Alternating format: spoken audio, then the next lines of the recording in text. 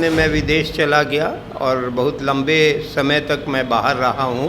The most important is that abdominal diseases. ये diabetes जो है इट्स मल्टी फैक्टोरियल, बहुत सारे कारणों का कारण इसमें छिपा हुआ है। ड्रग इंड्यूस्ड कोई ड्रग दवाई खाया, उसके कारण से ये डायबिटीज़ हुई।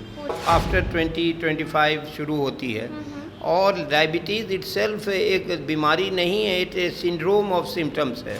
इसमें पॉलीयूरिया होता है, पेशाब बहुत होता है, पॉलीफेजिया भूख बहुत लगती है, वज़न कम होता है और a feeling of being weakness and being unwell, basically माने फ्रॉम जनरेशन टू जनरेशन। नमस्कार, हमारा नाम है समरीन और आपने देखना शुरू कर दिया है लाइव सिटीज़।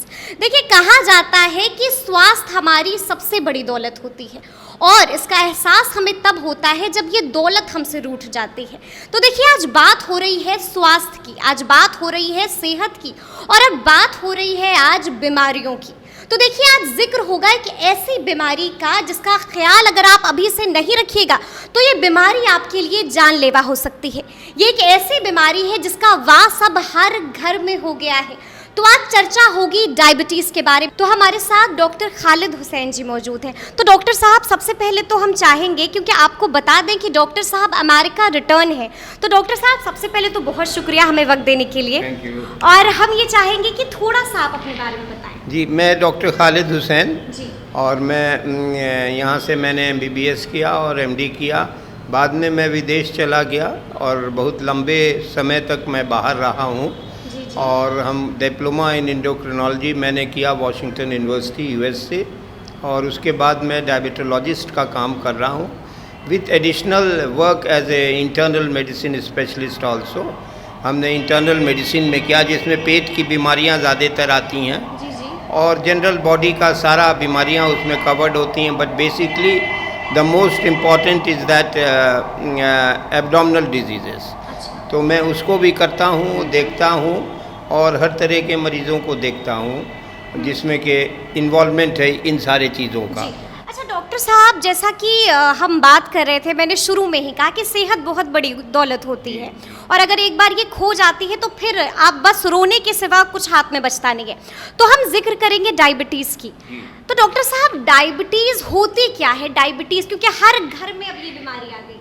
ये डायबिटीज़ जो है इट्स मल्टी फैक्टोरियल, बहुत सारे कारणों का कारण इसमें छिपा हुआ है और ये जो है जनरली मैनिफेस्ट करती तीन पार्ट्स में डिवाइडेड है। एक तो जुवेनाइल ऑनसेट डायबिटीज़ जबकि बच्चे में होती है। थर्ड जो है एडल्ट ऑनसेट डायबिटीज़ जो कि बड़े लोगों में होती है, और थर्ड जेस्टेशनल डायबिटीज़ जो कि प्रेग्नेंट लेडीज़ में होती है।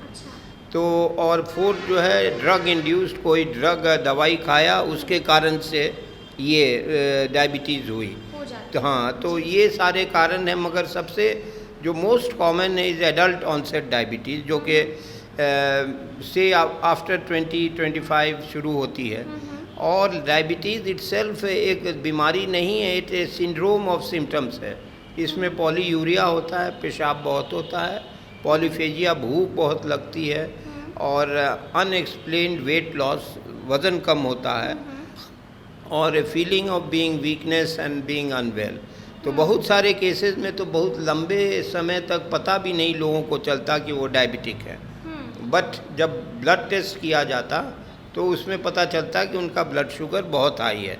मैंने कई मरीज़ों को देखा जो कि आए हमारे पास दूसरा सिम्टम्स लेके कि हमको पेशाब में जलन है फॉर एग्ज़ाम्पल, और हमको जो है प्यास बहुत लगती है। तो मैंने उनसे पूछा आपको डायबिटीज़ की कोई शिकायत है? तो वो बोले कि नहीं, हमें कोई शिकायत नहीं है। जब मैंने ब्लड टेस्ट कराया तो उनका शुगर 33 मिलीमोल्स था, समझें कि 450 एंड अबव, जबकि नॉर्मल जो है 110 होना चाहिए फास्टिंग में, और after food it should not exceed more than 130। तो जब मैंने उनको देखा तो I had to admit, patient को एडमिट करना पड़ा, 4-5 दिन अंडर ट्रीटमेंट रख के उनको जब स्टेबलाइज कर दिया तब डिस्चार्ज कर देना पड़ा। तो और डायबिटीज़ जो है इसमें बहुत सारी चीज़ें, सिर्फ दवाइयाँ alone will not work, patient का कोऑपरेशन, हाँ, लाइफस्टाइल मॉडिफिकेशन। डॉक्टर साहब, ये समझ में नहीं आता है कि ये बीमारी होती कैसे है। इसका कॉज तो अभी अननोन है, we don't know what is the actual cause. अच्छा, ऐसा है क्या कि लाइफस्टाइल अगर गलत हो तो ये बीमारी हो जाती है?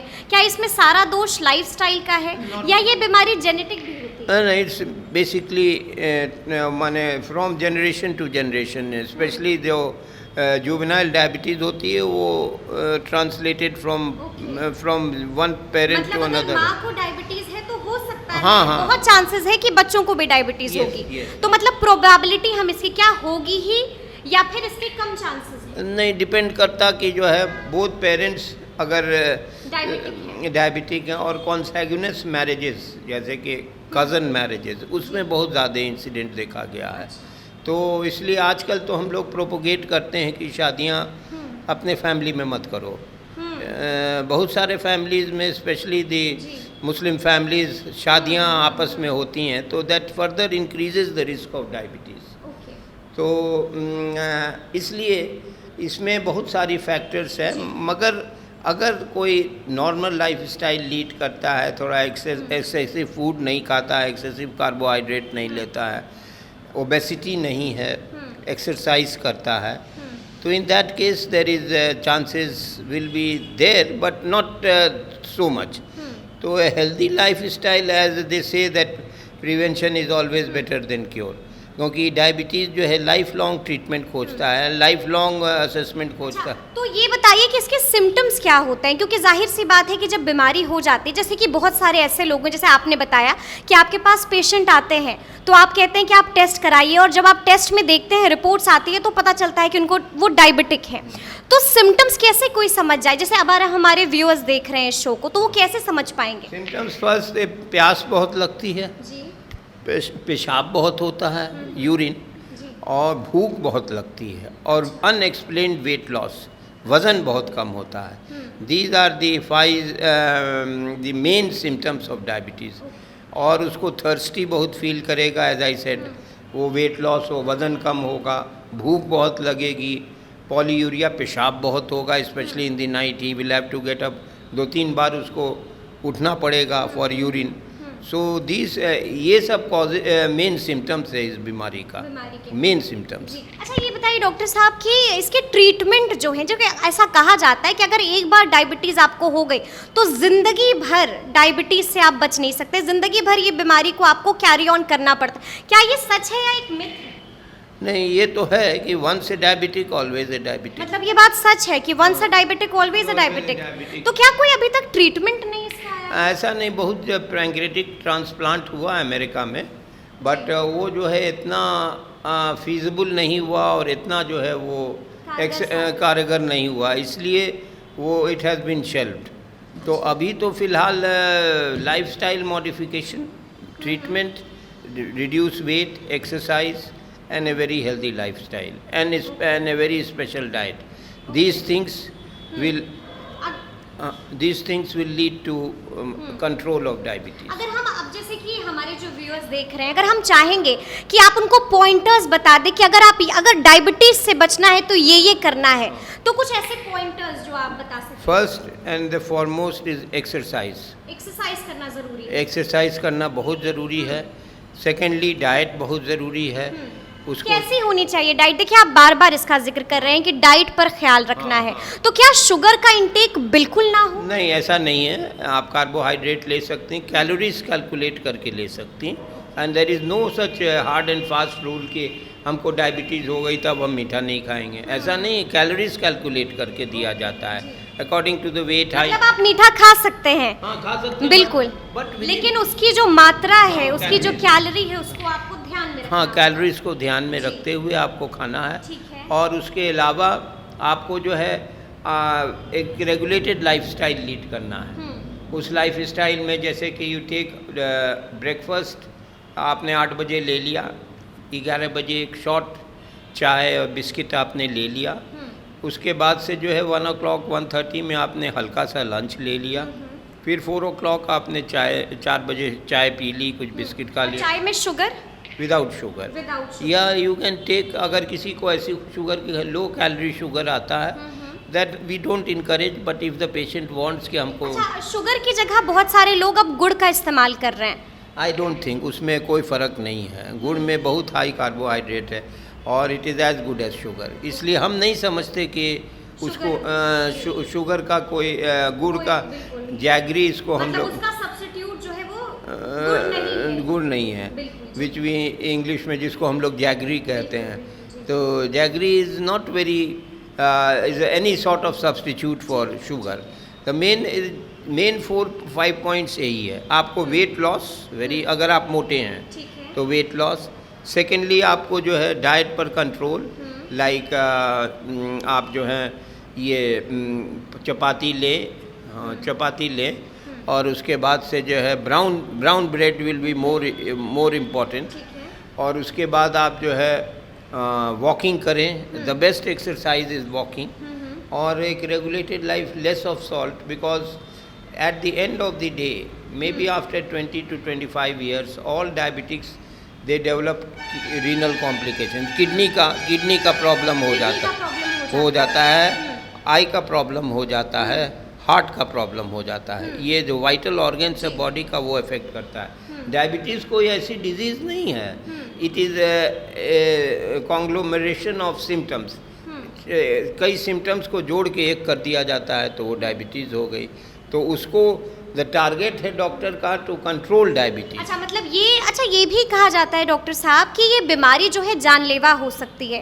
क्या ये मिथ है या इसमें भी सच्चाई है? नहीं, ये सच्चाई है। इफ़ अनकंट्रोल्ड डायबिटीज़ आपकी है, नहीं कंट्रोल्ड, आप ध्यान नहीं दे रहे हैं, आप अननेसेसरी डाइट खा रहे हैं, आप कोई एक्सरसाइज नहीं कर रहे हैं, आप कोई लाइफ स्टाइल, इट इज़ वो फेटल हो सकता है। And one of the highest causes of heart attacks is diabetes, strokes, CNS stroke. अच्छा, जैसे कि कुछ और सवाल जो जहन में आते हैं वो ये है कि इसके टेस्ट क्या है?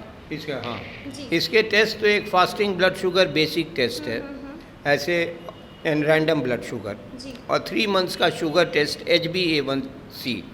HbA1c तो बहुत ज़रूरी है to read the blood sugar content of 3 months।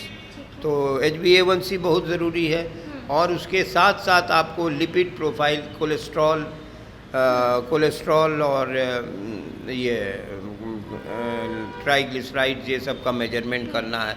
Liver profile करना है, किडनी प्रोफाइल करना है, आई का टेस्ट करना है, because it affects the I site.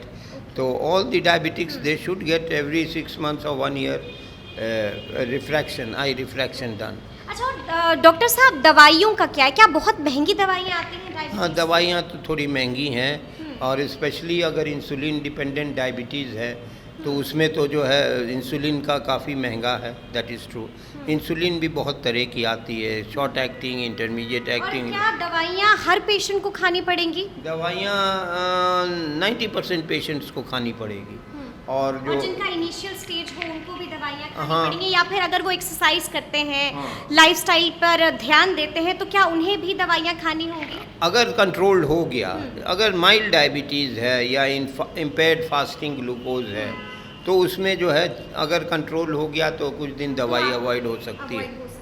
In that case there is no need to take medicine. ठीक है डॉक्टर साहब, जैसा कि मैंने बताया शुरुआत में ही हमारी बात भी हो रही थी कि आप अमेरिका से लौटे हैं, तो क्या अमेरिका में कोई ऐसी टेक्नोलॉजी डेवलप हुई है जो अब तक इंडिया में नहीं आई है? कोई ऐसी टेक्नोलॉजी जिससे डायबिटीज़ को हमेशा के लिए ख़त्म कर दिया जाए? कोई इस तरह की नई टेक्नोलॉजी के बारे में हमें कुछ बताइए। ऐसी तो नई टेक्नोलॉजी कोई नहीं आई, मैं बहुत सारी चीज़ है वहाँ पर।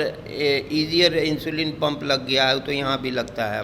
इंसुलिन पंप से ये है कि वो मेजर करता रहता है आपका डायबिटीज़ अप एंड डाउन कैसे हो रहा है, और जब कितना लेवल ऑफ इंसुलिन आपको होना चाहिए, तो वो जो है आई है। उसके बाद से जो है आपको दवाइयाँ तो वही हैं जो कि यहाँ हैं, जो वहाँ हैं, कोई मगर इंसुलिन का आजकल स्प्रे आ गया है, जो कि अमेरिका में ऑन एक्सपेरिमेंटल स्प्रे का मतलब कि आपको daily you are that pain, ये इंजेक्शन के ट्रॉमा से आपको बच जाते हैं। स्प्रे ले लीजिए, ठीक हो जाएगा। तो ये इंडिया में अब तक नहीं आया? अभी तक तो स्प्रे हम नहीं देखा है जी। अच्छा। तो इंसुलिन स्प्रे आ गया है, which is very they are using in America. और ये कारगर साबित हो रहा है कि? हाँ, बहुत कारगर का। बट यहाँ पर जो अवेलेबिलिटी नहीं है, जिस वजह से थोड़ा मुश्किल होता है, मगर इट इज़ वेरी गुड। और दवाइयाँ जो है ओरल ड्रग्स जो है वो भी बहुत तरह की हैं, डिफरेंट टाइप्स की, हर आदमी को हर के लिए अलग दी जाती है। अब basically the main M of all treatment is keep the blood sugar under control. अगर ब्लड में शुगर बहुत हाई है तो वो डैमेज कर रहा है टारगेट ऑर्गन्स को, आई को डैमेज कर रहा है, किडनी को मतलब डैमेज कर आपके रहा है। अदर पार्ट्स को भी अफेक्ट कर रहा Affect है। करता है। ठीक है डॉक्टर साहब, डायबिटीज़ के बारे में तो हमारी बहुत चर्चा हो गई। आप बता रहे थे कि आप इंटरनल फिजिशियन भी हैं। जी हाँ। जी।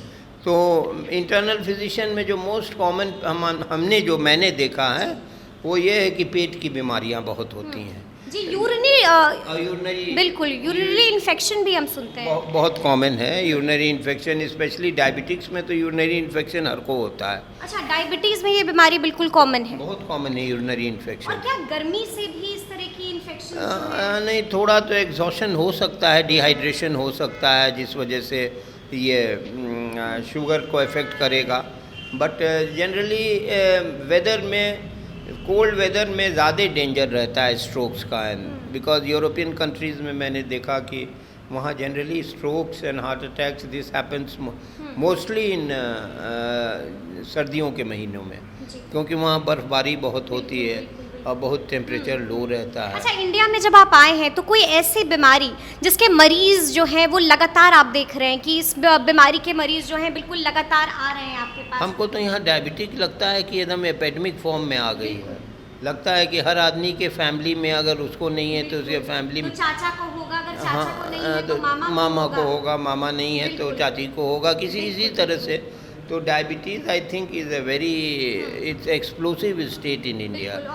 और पेट की बीमारियां भी काफ़ी यहाँ कॉमन है ड्यू टू इनडाइजेशन। अच्छा, और तो उसके लिए भी जल्दी से उपाय डॉक्टर साहब की, देखिए डायबिटीज़ पर चर्चा हो गई, पेट की बीमारियों के लिए क्या करना चाहिए? पेट की बीमारी में डाइट शुड बी, ये वो जो है टू मच ऑयली फूड्स, तेल ज़्यादा अवॉइड करना पड़ेगा। और जिसको बाहर के खाने के जो शौकीन हैं वो कैसे? वंस आप ले सकते विद इन कंट्रोल, अगर आप कंट्रोल तो ठीक है, क्योंकि यहाँ पर कितने लोग आते हैं कि भाई हमको डायरिया हुआ, कल हम कैफेटेरिया रेस्टोरेंट गए थे और खाया और डायरिया हुआ। That is due to mostly due to food poisoning, and food poisoning की वजह से आपका हेल्थ भी डाउन हो जाएगा। तो मतलब कुल मिलाकर जो मोटी बात निकल कर आ रही है कि वो है कि आपको खान पान पर पूरा ध्यान देना। हाँ हाँ, दैट इज़ वेरी, बहुत इम्पोर्टेंट है बहुत इम्पोर्टेंट। वो तो बहुत ज़रूरी चीज़ है। अगर आप नहीं करेंगे तो आप सफ़र रहेंगे। तो इसलिए खान पान की तो बहुत अच्छी। और यहाँ पर एक और प्रॉब्लम है, लोग तंबाकू खाते हैं बहुत और गुटखा खाते हैं। ये सब चीज़ें से तो और एब्डोमेन को अफेक्ट करता है, and plus it is pre cancerous, long term gutkha and all this is pre cancerous. तो इसलिए मतलब अभी वक्त रहते अगर ध्यान नहीं दिया तो आगे खतरा हो सकता है। बहुत खतरा है।